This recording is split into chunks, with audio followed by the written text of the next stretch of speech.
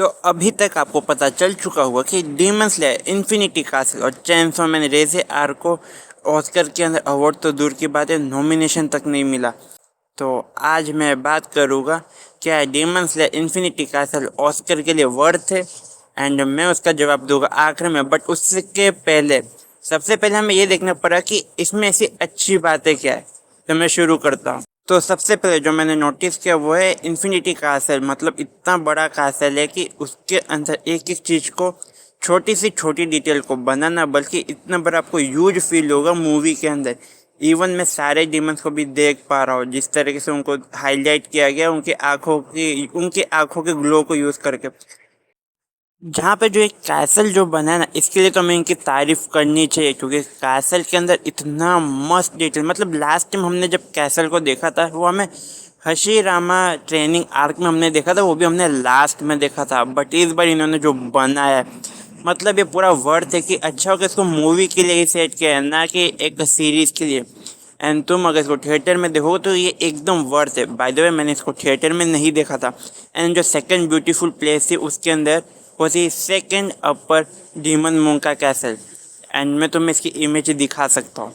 तो इतने सारे ब्यूटीफुल एलिमेंट्स तो इसके अंदर है ही, जहाँ पे जो व्यूज ये तुम्हें असल में अपील करते हैं कि तुम इसको देखो और एक्सपीरियंस करो। एंड अभी तो और भी बाकी देन आता है खसीरा का वापस से सेक्रीफाइस।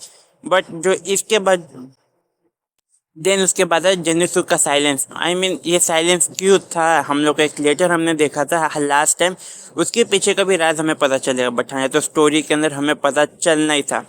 पर असली माहौल तो तब बदलता है जब आकाशा एंट्री करता है मूवी के अंदर। आई मीन वो एक अलग ही रिएक्शन होता है जब तांजीरो ऐसे बोलता है कि ये दिस सेंट, एंड तभी आकाशा एंट्री करता है। एंड भाई सबसे कमाल का सीन तब होता है जब आकाशा और तांजीरो एक दूसरे का नाम चिल्ला के लेते हैं।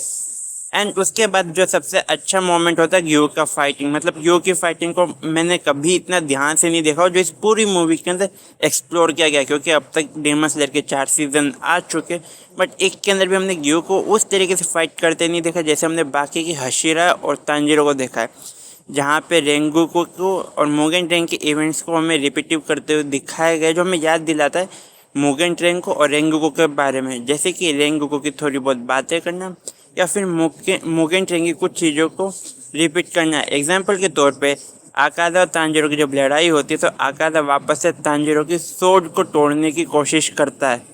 मूवी के अंदर जैसे ही वो सोर्ड को पकड़ता है, मेरे दिमाग में भी एक ही चीज़ आती है, अब ये तलवार को तोड़ देगा। जो तांजीरो भी वो चीज़ को बोलता है, एंड हाँ वो चीज़ आकादा करने की कोशिश करता है। देन सबसे जो कमाल की चीज़ होती है अकाज़ा वर्सेस ग्यू। अकाज़ा एक बहुत पावरफुल डेमन है, वो हम सबको पता है, बट उसके सामने ग्यू को लड़ते देखना, मतलब पूरा सीन इतना अमेजिंग था। एंड सबको पता है कि जब कोई भी हशीरा लड़ता है डीमन स्लेयर के अंदर, वो हमेशा दिवाली जैसा माहौल क्रिएट कर देता है। एंड हमारा ये एक्सपीरियंस रहा। यहाँ पे जो सबसे कमाल की चीज़ जो मेरे लिए थी वो थी ग्यू और तांजीरो का कोऑर्डिनेट करना। ग्यू और तांजीरो का कोऑर्डिनेट करना, क्योंकि इसका मैं इंतज़ार सीज़न 1 से कर रहा था। क्योंकि सीज़न 1 में हमने देखा था कि तांजीरो को जिसने मौका दिया था वो ग्यू ही था जिसके कारण आज तांजीरो इधर है। तो बेसिकली इन दो का कोऑर्डिनेट करते देखना, इन दो का साथ में काम करते हुए देखना, इन दोनों को साथ में लड़ते देखना, मैं वेट कर रहा था सीज़न 1 से कि कब ये होगा। क्योंकि सबसे पहले अगर किसी ने तलवार उठाई थी तांजीरो के ऊपर तो था ग्यू, एंड ग्यू ही उसको एक अपॉर्चुनिटी दी थी डीमन स्लेयर बनने के लिए। तो इस बार भी जो तांजीरो के पापा है इस सीरीज़ के अंदर हमें दिखाया जाता है, जो असल में हिनो कामी कागोरा के ऊपर बात कर रहे होते हैं, जहाँ पे वो बताते हैं कि हिनो कामी कागोरा कैसे वर्क करता है एंड किस तरीके से तांजीरो एक ट्रांसपेरेंट वर्ल्ड को देख सकता है, जो असल में अकाज़ा को रोकने में थोड़ी हेल्प करेगा। एंड हर बार की तरह अकाज़ा की हमें बैक स्टोरी दिखाई जाएगी, और इस बैक स्टोरी के अंदर हमारे देन एंड में हमें अकाज़ा की बैक स्टोरी दिखाई जाएगी।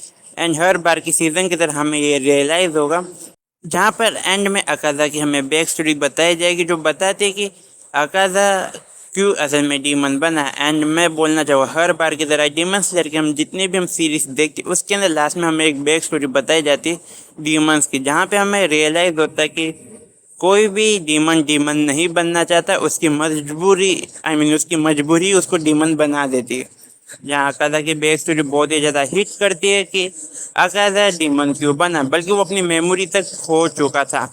तो अगर कोई मुझसे पूछे कि demon Slayer infinity castle Oscar के लिए वर्थ है, मैं बोलूँगा हाँ, बिकॉज उसके उसके जो डिज़ाइन आई मीन कम से कम विजुअल के लिए तो तुम्हें उसको करना चाहिए, क्योंकि अब तक जितने भी सीजन मैंने देखे डीमन स्लेयर के, उसके अंदर ऐसे विजुअल्स तो बिल्कुल नहीं थे। खास करके इन्फिनिटी कासल की मैं बात कर रहा हूँ। इन्फिनिटी कासल इतना बड़ा बनाया गया कि तुम उसको फील कर पाते हो, बल्कि इसके अंदर वीएफएक्स को हर बार की तरह यूज़ किया गया है एंड दिवाली जैसा माहौल तो बनता है। इनकी कोई भी तुम फाइट सीन ले सकते हो, जहाँ पे इस बार इन्होंने कॉमेडी चीज़ें कम रखी है, सीरियसनेस ज़्यादा रखी है। एंड मुझे नहीं पता कि क्यों इसको नहीं किया गया। आई मीन हो सकता है कि जापान की किसी पॉलिसी से शायद नाराज़ हो America, but I mean movie deserve तो करती है। एंड अगर यहाँ पर अगर किसी ने ये पूछा कि चेंसो मैन रीजर आर का क्या, तो मैंने अभी तक उसको देखी नहीं है। मैं उसको देखूंगा देन उसके ऊपर मैं बात कर सकता। तो अभी के लिए बस इतना ही, और बाकी की बातें मैं बाद में करूँ। Tata and bye bye. And हाँ, डीमन स्लेयर इन्फिनिटी का सबसे में वर्थ है ऑस्कर के लिए।